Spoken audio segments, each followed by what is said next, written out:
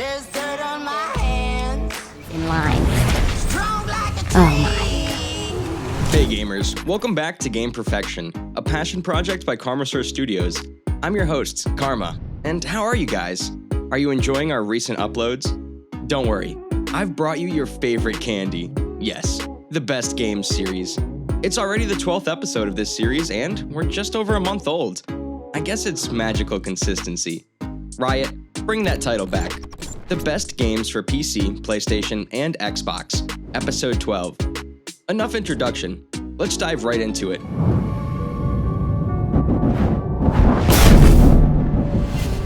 No Man's Sky, released on the 12th of August 2016 on PC, PlayStation, Switch, and Xbox.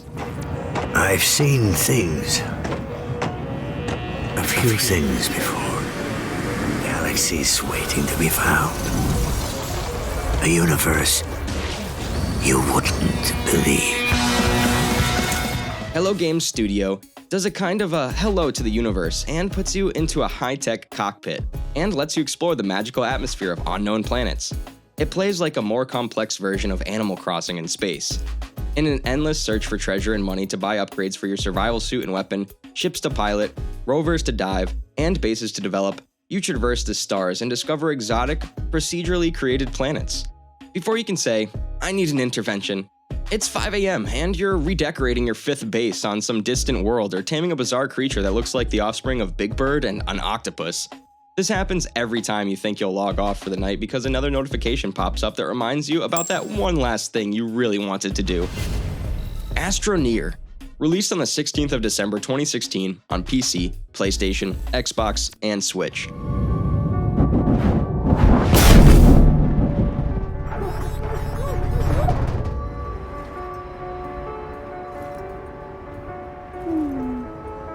System Era Softworks has created a vibrant, colorful world for us to explore.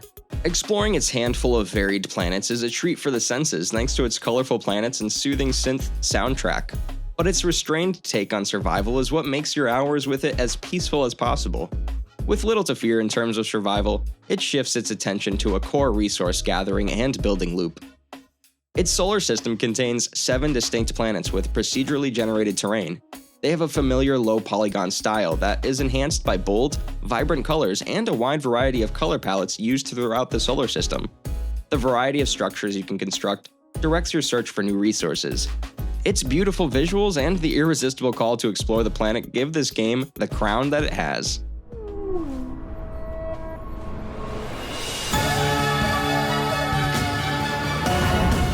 Scrap Mechanic, released on the 20th of January 2016 on PC. Axolot Games presents a brand new creative multiplayer survival game in which you explore, scavenge, and collect objects from a vast interactive world.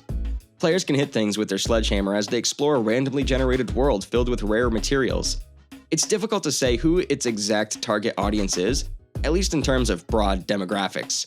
Its graphics and the limited world have the playfulness of a casual game, but it's not a game for casual players.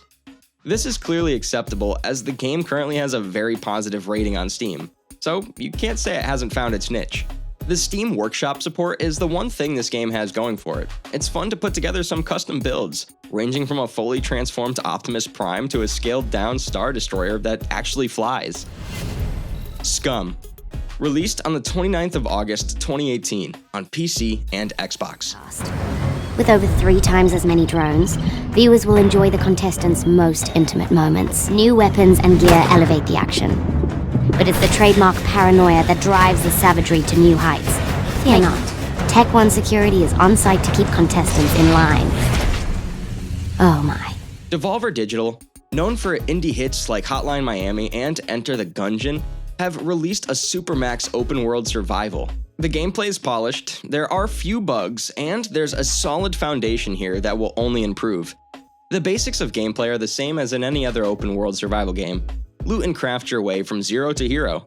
The lore and history, on the other hand, are quite unique. Everyone is a prisoner, forced to compete in this arena as punishment. Drones fly around filming the prisoners for a sadistic television show for people on the outside. It has the potential to be the next big thing. It's seen tremendous growth on Twitch and social media channels in its early days, and for good reason. However, this game is currently criminally underappreciated.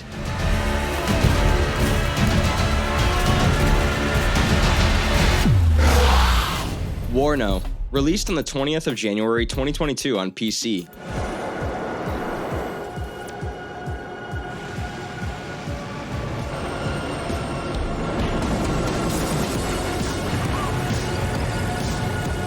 Eugene Systems brings a war game with an imaginary Cold War that provides an immersive experience. With a strong track record from the creator, this real-time strategy game has a ton of potential. It imagines a scenario where NATO and the Warsaw Pact engage in World War III in Cold War-era Germany.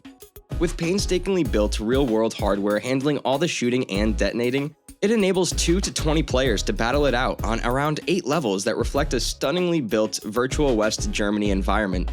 The developer's meticulous attention to detail lies at the very heart of the experience, with all of the hardware being taken directly from reality and being appropriate for the period of the late 1980s. We enjoyed this game, and I personally have high hopes that this game will do great in the long run. People Playground, released on the 12th of July 2019 on PC. Don't get fooled by its appearance.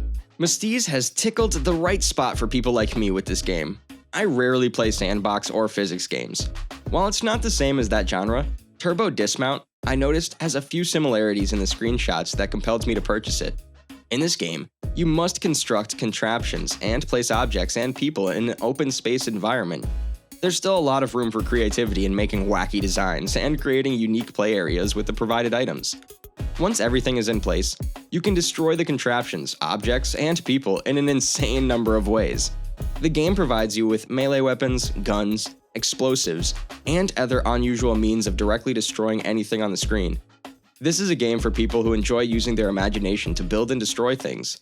This is also the type of game where there's no predefined goal, and the player must create their own enjoyment. ULTRAKILL, released on the 3rd of September 2020 on PC. Limbo, lust, all gone, with gluttony soon to follow. Your kind know nothing but hunger, and yet they remain unsatiated. As do you. In 2020, New Blood Interactive released a retro fast-paced FPS in which players earn points based on how they kill enemies. It's now ranked among the top-rated games of all time on Steam.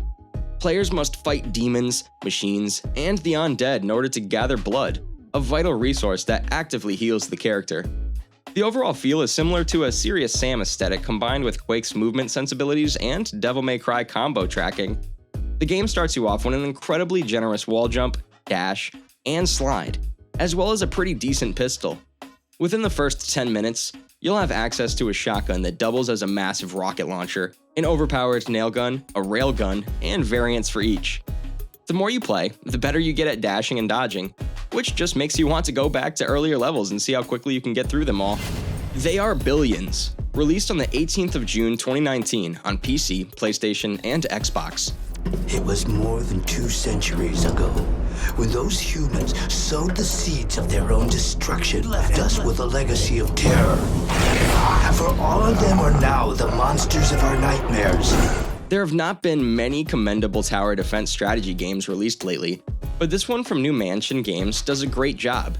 This real-time strategy game alternates between careful turtling as you fortify yourself to repel the zombie hordes and thoughtful dashes to expand your area and utilize crucial new resources.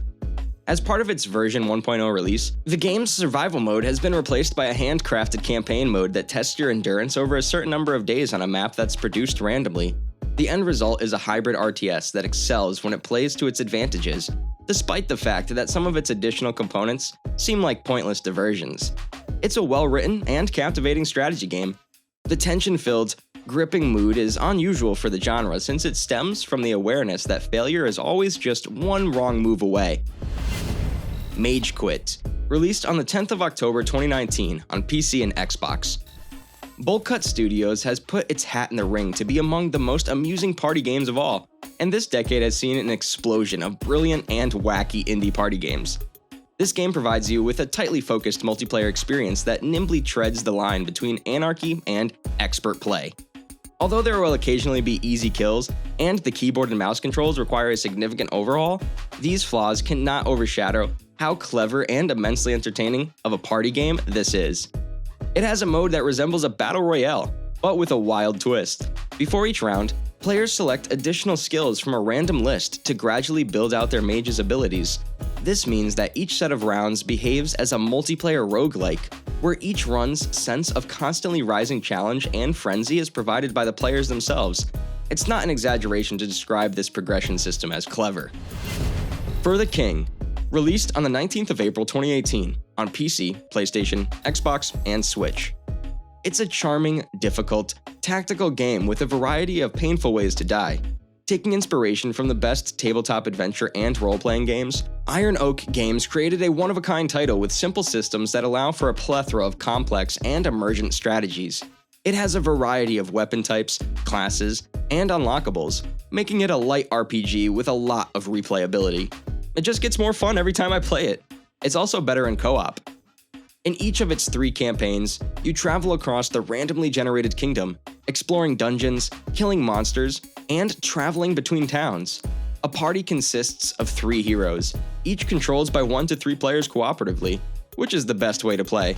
It has the feel of a tough cooperative tabletop game where you have to fight the game for every inch of success. It even compares favorably to recent hits in the adventure genre, such as Legends of Andor. So, this was it for today, guys.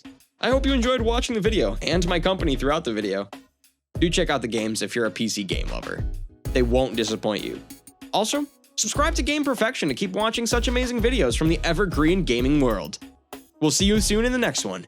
Till then, this was Karma, signing off.